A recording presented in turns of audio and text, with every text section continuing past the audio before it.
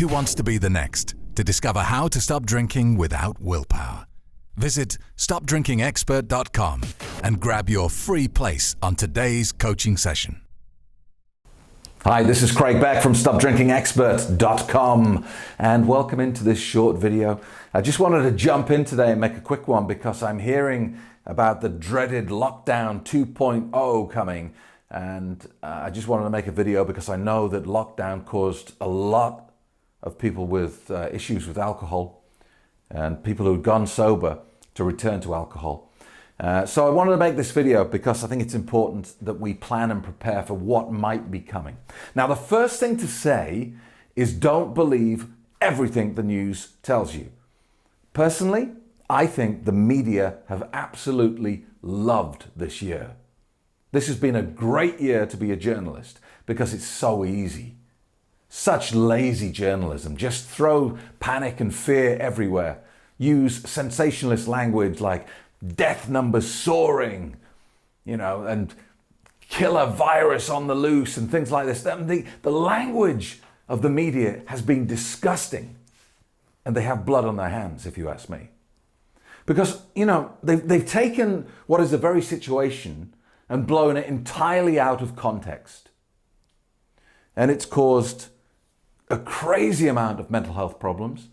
It's damaged our health services around the world. Hundreds and thousands of people are dying of other illnesses because they're too scared to go to hospital. And you've got to put a big chunk of the blame of this at the feet of the media. How many people have died from coronavirus?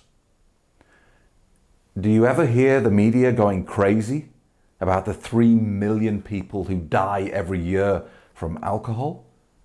Never gets mentioned. Why? Well, because they can't generate as much fear. That's only a problem for people who are problem drinkers, right? It's not a great story because anyone who doesn't drink to excess just goes, well, it doesn't affect me, don't care. The media love coronavirus because it's invisible. It's an invisible killer out to get us. And so they can spread fear and panic and worry and all this sort of stuff that they trade on. So first of all, don't pay too much attention to the news. Don't read and absorb as much news as you used to. I've unsubscribed from all the news feeds on Twitter because I'm just sick of all the doom and gloom. That doesn't mean it isn't a serious problem. It certainly is. But look, the most important thing that we do is we prepare for what might be coming. And it's just the same as any other health condition.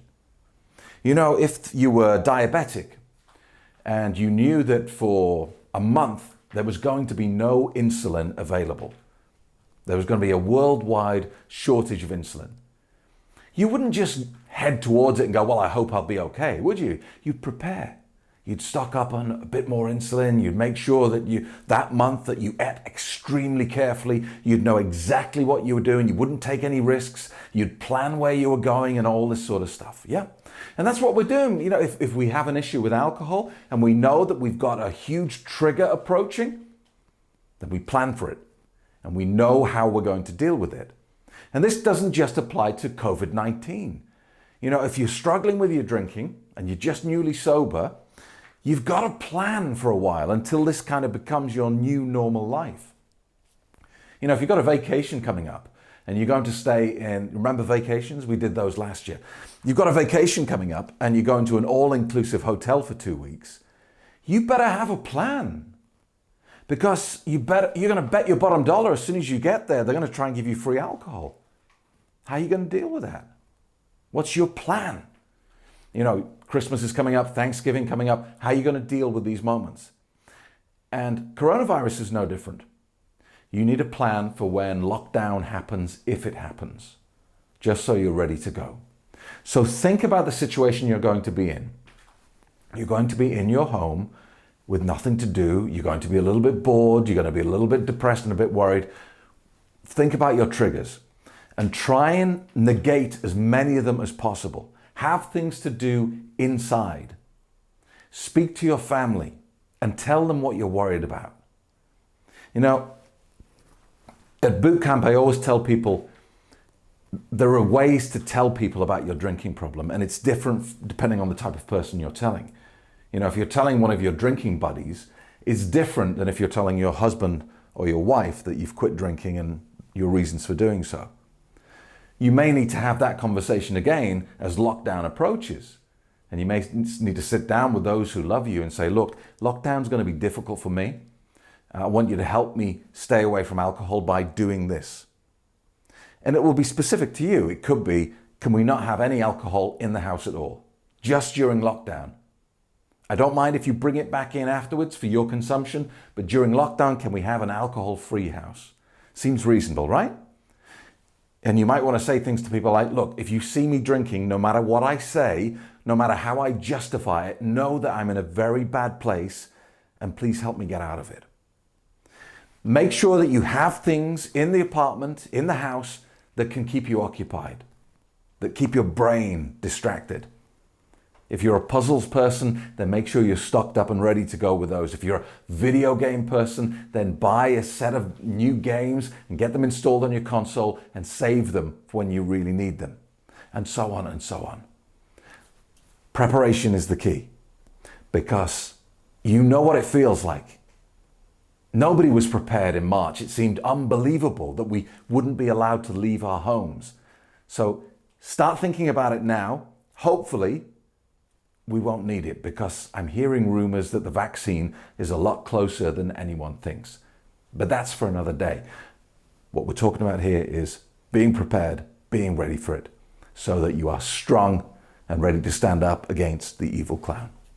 Thanks so much for watching. If you do need help with your drinking, don't forget to go to my website, stopdrinkingexpert.com, and like and subscribe to this channel.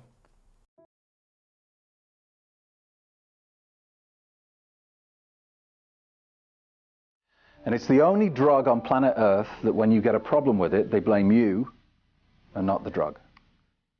That doesn't happen with any other substance. If you think about it, cigarettes. You tell someone you're addicted to cigarettes, they don't go, oh, you dirty smokeaholic. You're a broken, weak-willed smokeaholic. You're going to be a smokeaholic for the rest of your life. They don't do that. They don't give you that label and say, well, that's it. You're broken forever now. I really consider this because it's different. It's different to anything you can find out there, and it gives you real mental freedom from the clutches of alcohol. I had an email about 6 months ago from a lady. She said, I was thinking about joining your course, but then I've just seen that red wine is good for your heart. How do you defend against that, Mr. Stop Drinking Expert? It was in the reader's side. Yeah, it must be true. I said, well, the defense against it is not true. And that's the biggest defense you can always have.